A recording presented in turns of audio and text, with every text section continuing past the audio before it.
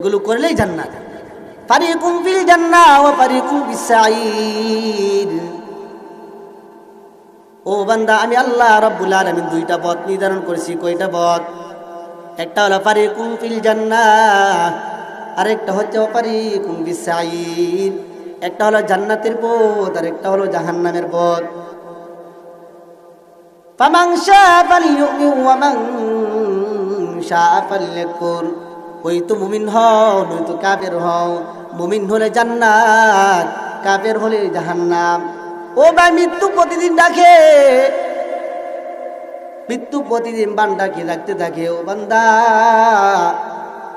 ও কবরবাসী, কবরের জন্য প্রস্তুত হও, কবরের জন্য প্রস্তুতি গ্রহণ করো। আমি কবর শুধু মাটির ঘর নয়, আমি কবর হলাম আনা বাইতুত তুরাব, আনা বাইতুল গুরব। আমি কবর হলাম অপরিচিত ঘর, আমি কবর হলাম সংকীর্ণ ঘর। কবরের কথা স্মরণ করেন, গুনাহ থেকে বাঁচতে পারবেন।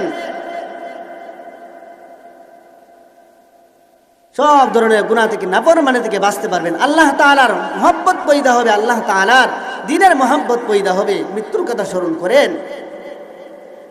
মৃত্যুর কথা স্মরণ করলে বলছিলাম তিনটা পুরস্কার পাওয়া যাবে।